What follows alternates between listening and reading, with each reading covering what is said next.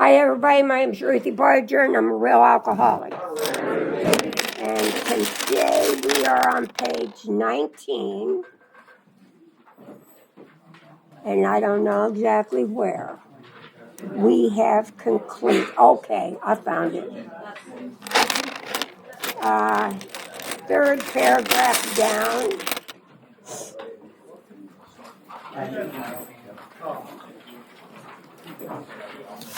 And I apologize for not being here last week, but I had, yeah, you know better than to talk when I'm talking. Because whenever you got something more important to say to me, please, you are more than welcome to the microphone. Don't let me get in your way of telling us something important. Okay? But in the meantime, if it's not more important than what I have to say, you can save it till after the meeting. Okay? All right, that's a deal. All right, so we are on the third paragraph, page 19. I was telling you I apologize for not being here last week, but I had, it's spring, and I have allergies. And when I have allergies, I spring a leak from every orifice in my body. And I have snot that comes out of my eyes. I have snot that comes out of my nose. It goes down my throat. I am just one big snot bubble. And I am just so grateful that COVID is over. Because when COVID was here and I had to wear them damn masks, do you know what it is to have a runny nose and have to wear one of those masks? I mean, you're just eating your own snot.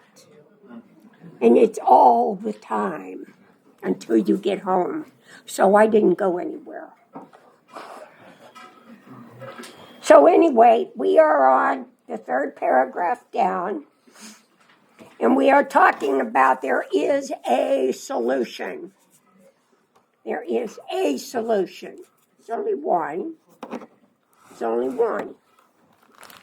And the book is going to tell us about that one solution. Okay? So,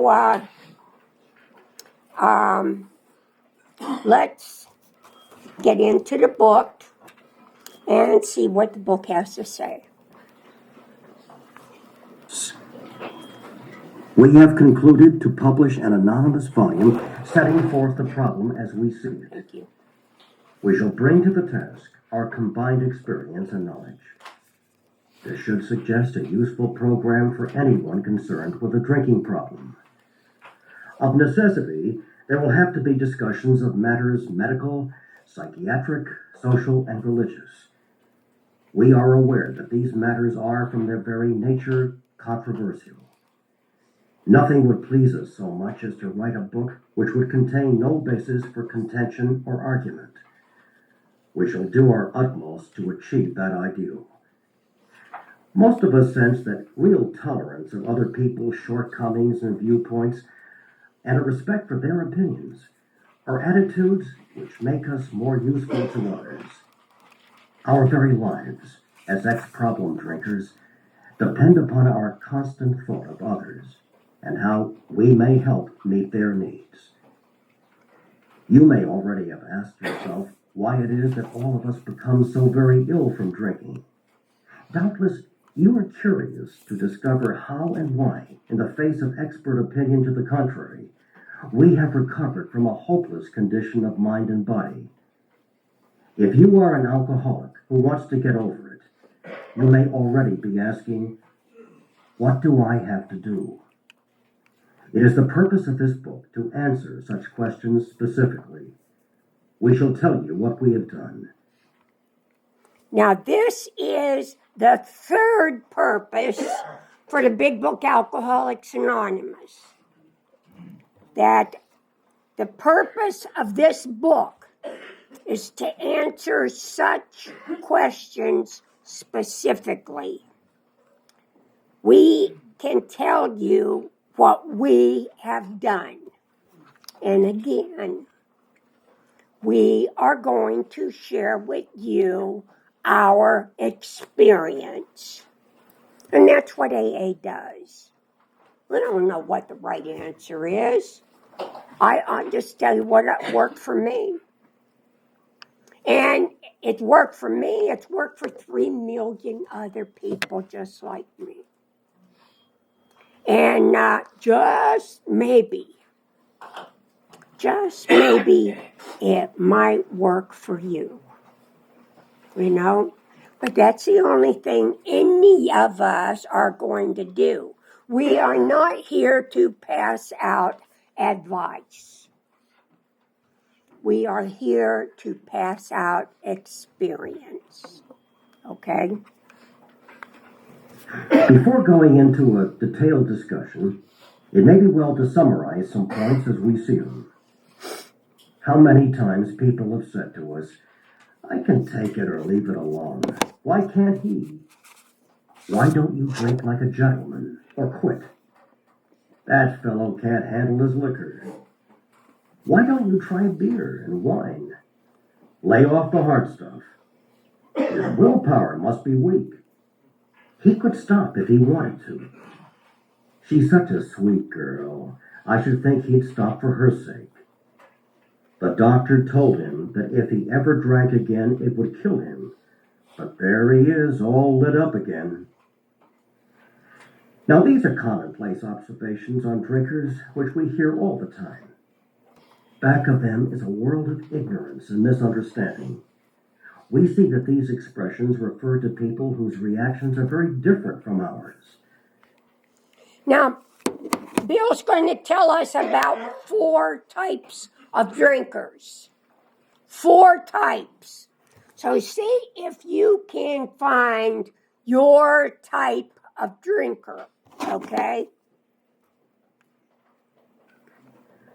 Moderate drinkers have little trouble in giving up liquor entirely if they have good reason for it. They can take it or leave it alone. Then we have a certain type of hard drinker. He may have the habit badly enough to gradually impair him physically and mentally.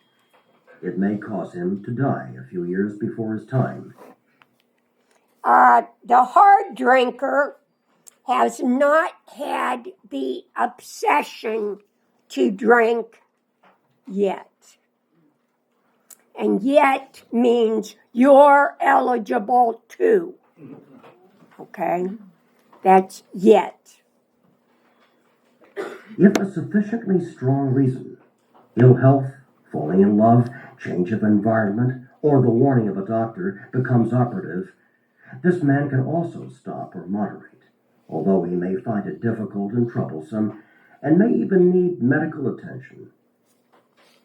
Now we're going to talk about the real alcoholic. Now I introduced myself to you tonight as a real alcoholic.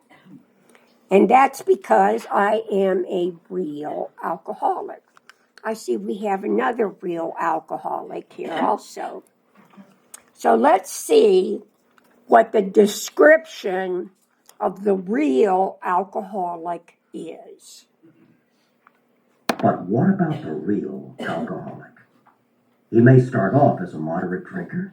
He may or may not become a continuous hard drinker. But at some stage of his drinking career, he begins to lose all control of his liquor consumption once he starts to drink. Here is the fellow who has been puzzling you, especially in his lack of control. He does absurd, incredible, tragic things while drinking. He is a real Dr. Jekyll and Mr. Hyde. Now, it's really strange. I just love this. That they would refer to the alcoholic in the big book, Alcoholics Anonymous, as a Dr. Jekyll, Mr. Hyde. Now, for those of you that have not read the book, read it, because it is a short story that Robert Louis Stevenson wrote. And Robert Louis Stevenson said this was his autobiography. And he was an admitted alcoholic. Robert Louis Stevenson drank his whole entire life. He wrote this story as a reflection of him and his drinking. When Robert Louis Stevenson decided to retire, he bought an island. And he went to that island never to return to the continent. And he had his food and alcohol delivered to him until he died. So Robert Louis Stevenson knew what a real alcoholic was. And here in the description of the real alcoholic, he's describing us as a Dr. Jekyll, Mr. Hyde. In the story, Dr. Jekyll is a physician, and he has developed a potion that you drink. And with this potion that you drink, it had the ability of separating absolute good from absolute evil. And so Dr. Jekyll played around with this for a little while. And it was under his control for the longest while. And when he was debonair, he was handsome, he was he was smart, he was everything that a man would want to be. But then when he wanted to be his evil self, he turned into Mr. Hyde. And Mr. Hyde was 100% evil. He would reap havoc. I mean, he would rape, pillage, and plunder. And he was just evil. And for the longest time, Dr. Jekyll had very much control over this. But then one day he's at a big shindig, and he's all dressed up in his nice clothes, as you would think that he would wear. And as he was, watching the dancers and everything, he looked down at his hands. And he had not drank the potion that day. And he looked down at his hands, and he seen hair was growing off his bum. And that was the first sign that Mr. Hyde was coming out. So he had to excuse himself from the banquet, and then he turned into Mr. Hyde, and eventually Mr. Hyde ended up getting shot. And when he died, he turned into Dr. Hyde, or Dr. Jekyll. It's because they were the same person. So this is what he's talking about, Dr. Jekyll, Mr. Hyde. The perfect person and then absolute evil. Huh? You think that was you?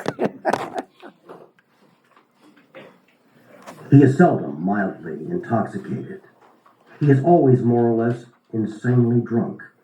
His disposition while drinking resembles his normal nature but little. He may be one of the finest fellows in the world.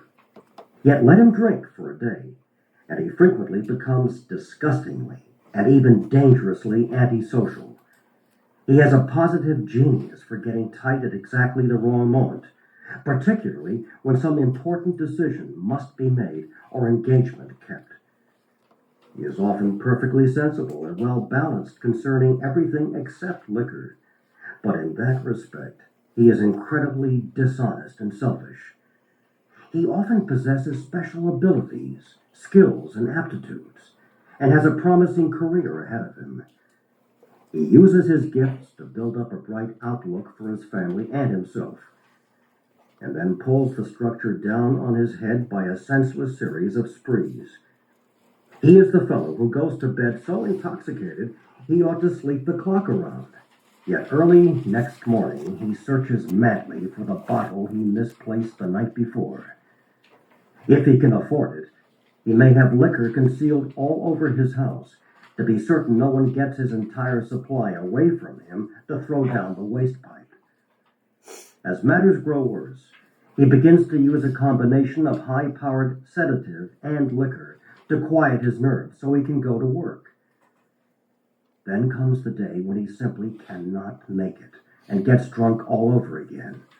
Perhaps he goes to a doctor who gives him morphine or some sedative with which to taper off. Then he begins to appear at hospitals and sanitariums. We call those treatment centers today. Sanitariums, that's a treatment center. But you see that the real alcoholic also does drugs.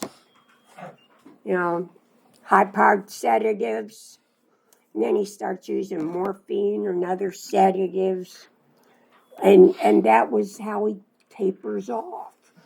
So the real alcoholic does drugs. That does not make him a drug addict. What that makes him is a real alcoholic. Okay?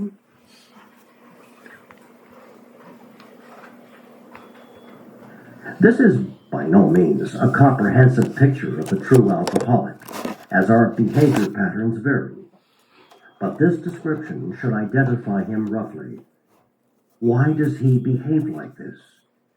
If hundreds of experiences have shown him that one drink means another debacle with all its attendant suffering and humiliation, why is it he takes that one drink? Why can't he stay on the water wagon? What has become of the common sense and willpower that he still sometimes displays with respect to other matters? Perhaps there never will be a full answer to these questions. Opinions vary considerably as to why the alcoholic reacts differently from normal people. We are not sure why. Once a certain point is reached, little can be done for him. We cannot answer the riddle. We know that while the alcoholic keeps away from drink, as he may do for months or years, he reacts much like other men. We are equally positive that once he takes any alcohol whatever into his system, something happens, both in the bodily and mental sense, which makes it virtually impossible for him to stop. The experience of any alcoholic will abundantly confirm this. Here we are going to have a definition of the problem. These observations would be academic and pointless if our friend never took the first drink, thereby setting the terrible cycle in motion. Therefore, the main problem of the alcoholic centers in his mind rather than in his body. Did you hear that? The main problem of the alcoholic centers in his mind rather than in his body. If you ask him why he started on that last bender, the chances are he will offer you any one of 100 alibis. Sometimes these excuses have a certain plausibility, but none of them really make sense in the light of the havoc an alcoholic's drinking bout creates. They sound like the philosophy of the man who, having a headache, beats himself on the head with a hammer so that he can't feel the ache. If you draw this fallacious reasoning to the attention of an alcoholic, he will laugh it off or become irritated and refuse to talk. Once in a while he may tell the truth. And the truth, strange to say, is usually that he has no more idea why he took that first drink than you have. Some drinkers have excuses with which they are satisfied part of the time, but in their hearts they really do not know why they do it. Once this malady has a real hold, they are a baffled lot. There is the obsession that somehow, someday, they will beat the game, but they often suspect they are down for the count. The obsession is that ability of our minds to make us believe the lie. And the alcoholic lie is always the same. It goes something like this. This time, it'll be different. Huh? Bullshit. You ever heard that one? Too many times. Do you ever say that one? Okay. And that this obsession somehow someday that they'll beat the game. There's plenty of things that we do to try to beat the game. One of them things is doing drugs. Huh? Maybe if I just smoke a little weed, I won't have to drink so much. And then we get so high and so messed up, well, hell, who cares? Let's get this show on the road. How true this is, few realize. In a vague way, their families and friends sense that these drinkers are abnormal. But everybody hopefully awaits the day when the sufferer will rouse himself from his lethargy and assert his power of will. The tragic truth is that if the man be a real alcoholic, the happy day may not arrive. He has lost control. At a certain point in the drinking of every alcoholic, he passes into a state where the most powerful desire to stop drinking is of absolutely no avail. This tragic situation has already arrived in practically every case long before it is suspected. Now, this is squiggly writing, and I was told that when you see squiggly writing, you better read it 2 times because this is really important. The fact is that most alcoholics, for reasons yet obscure, have lost the power of choice in drink. Our so-called willpower becomes practically non-existent. We are unable at certain times to bring into our consciousness with sufficient force the memory of the suffering and humiliation of even a week or a month ago. We are without defense against the first drink. Hmm? So you see, it's the first drink.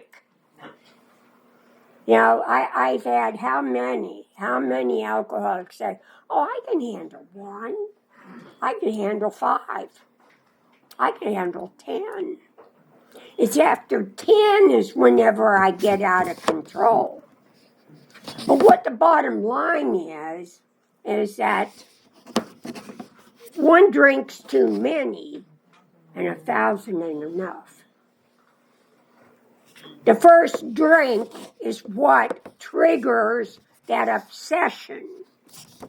Now, when that obsession is going to kick in, we don't have a time limit on that.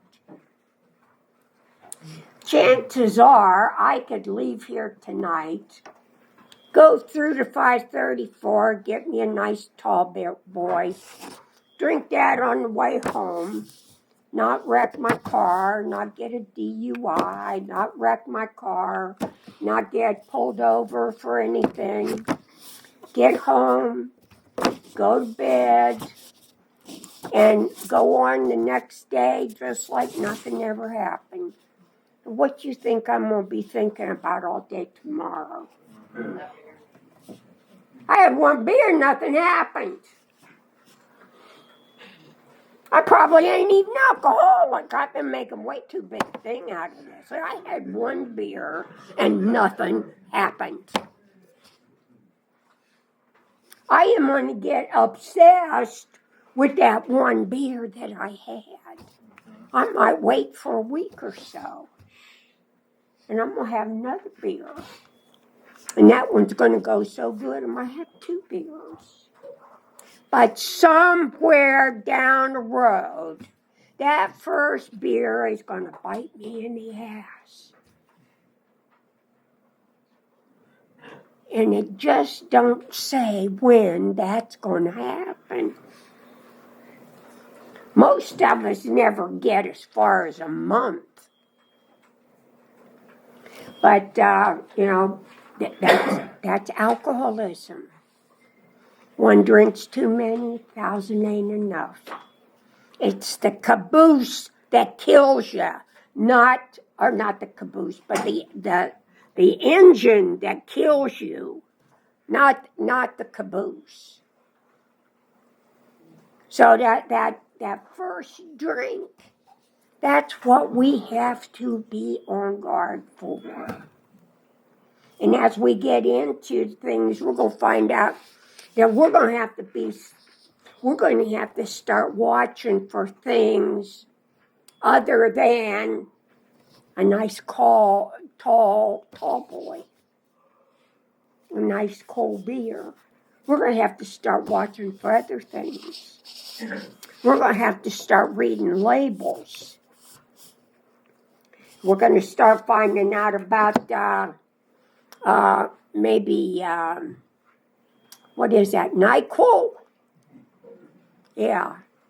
Yeah, if you're buying NyQuil by the 6-pack, you better read the label. Because NyQuil is something like 20% alcohol. That means it's 40 proof. Mm-hmm. Percentage is one thing. Proof is double the percentage. And then you could get into things like vanilla extract. 80%.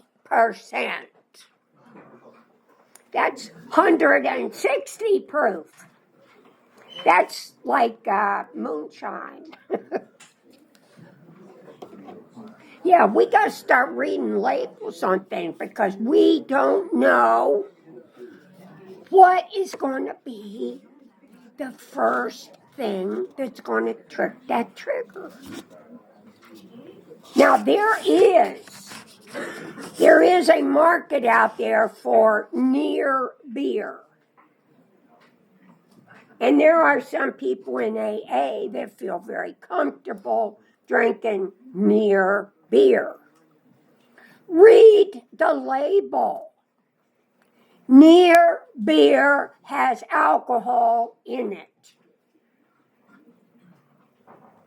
And we don't know when that's going to kick in. And there might be a market out there for near beer. What do you think the market would be for near wild turkey? Just tastes like wild turkey and no effects. You think you want to go out and buy a couple fifths? No? What about near vodka? Just tastes like vodka. No effects. See, we drink for the effects. And we can tell ourselves all day long we drink because we like the taste. Well, like I said, what do you think the market is for near bourbon? No, we don't drink for the taste. We drink for the effects. Okay. The almost certain consequences that follow taking even a glass of beer do not crowd into the mind to deter us. If these thoughts occur, They are hazy and readily supplanted with the old threadbare idea that this time we shall handle ourselves like other people. There is a complete failure of the kind of defense that keeps one from putting his hand on a hot stove. The alcoholic may say to himself in the most casual way, "It won't burn me this time, so here's how." Or perhaps he doesn't think at all. How often have some of us begun to drink in this nonchalant way, and after the third or fourth, pounded on the bar and said to ourselves, "For God's sake, how did I ever get started again?" Only to have that thought supplanted by, "Well, I'll stop with the sixth drink," or "What's the use anyhow?" When this sort of thinking is fully established in an individual with alcoholic tendencies, he has probably placed himself beyond human aid, and unless locked up, may die or go permanently insane. Beyond human aid.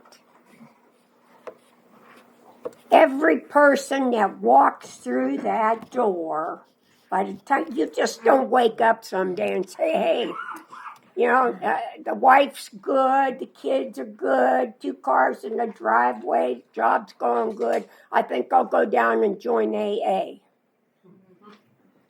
No, that ain't the way we get here. By the time that we walk through that door, we are beyond human aid. We have tried every way that we possibly could to quit drinking, and we couldn't do it. We are beyond human aid. So this is you are walking into a fellowship of human beings. And you're saying, "What are you going to do for me?" You're human beings. We have found a way that has worked for us. And if you care to, we can share that with you. And getting sober is part of recovery, but it's just the tip of the iceberg. We are not here to get sober, okay? If drinking was my problem, I would just quit drinking. But I got a problem that's far greater than drinking. I got a problem with sobriety. My whole entire life, as far back as I can remember, I have been inferior, inadequate, not as good as. Always looking at my shoes, always thinking you're much better than me. I could never look anybody in the eyes. And then I discovered alcohol. Best thing ever happened since sliced bread. I mean, I became beautiful, and I had big boobs, and I had a pleasing personality, and I had long blonde hair, and I was just everything I ever wanted to be. Till about 2 o'clock in the morning. 2 o'clock in the morning. You ever see that woman that's on that, what is that, Seagram 7 commercial? With the black nightgown on, or not, a velvet dress. Well, let me tell you what, that dress that I had on at 2 o'clock in the morning had puke all over the front of it. I mean, I just couldn't, I didn't do sober good. And then it got to the point of where I couldn't do drunk good either. And that's a real bad place to be when you can't do drunk and you can't do sober. And that's when you find the doors of Alcoholics Anonymous. And we have a solution. Okay. These stark and ugly facts have been confirmed by legions of alcoholics throughout history. But for the grace of God, there would have been thousands more convincing demonstrations. So many want to stop but cannot. There is a solution. Almost none of us like the self-searching, the leveling of our pride, the confession of shortcomings which the process requires for its successful consummation. But we saw that it really worked in others, and we had come to believe in the hopelessness and futility of life as we had been living it. When, therefore, we were approached by those in whom the problem had been solved, there was nothing left for us but to pick up the simple kit of spiritual tools laid at our feet. Did you hear that? The set of spiritual tools that's been laid at your feet is the 12 steps of Alcoholics Anonymous. And I have been told that in that toolbox, there's a wrench that'll fit every nut in this room. Yeah. That's what's in that toolbox. The 12 steps. We have found much of heaven, and we have been rocketed into a fourth dimension of existence of which we had not even dreamed. The great fact is just this, and nothing less, that we have had deep and effective spiritual experiences which have revolutionized our whole attitude toward life, toward our fellows, and toward God's universe. What we're talking about here is that we're going to revolutionize our whole attitude. In other words, we're going to change our mind. Bill's going to use all kind of fancy words, but what we're talking about is a program of change. And we've got to change more than just our breath. We have to change more than just our breath. And when I came in, I asked my sponsor, well, what do you want me to change? And her response was, well, we start out with everything.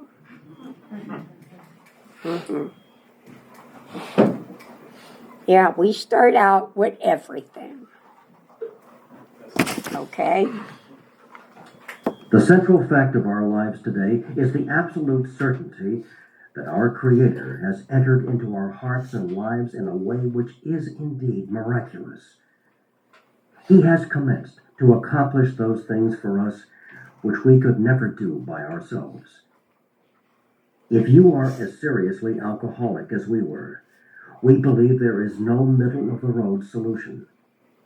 We were in a position where life was becoming impossible, and if we had passed into the region from which there is no return through human aid, we had but two alternatives. One was to go on to the bitter end, blotting out the consciousness of our intolerable situation as best we could. Step one. That's step one. And the other, to accept spiritual help. Step two. Okay, I think we're going to stop there for tonight.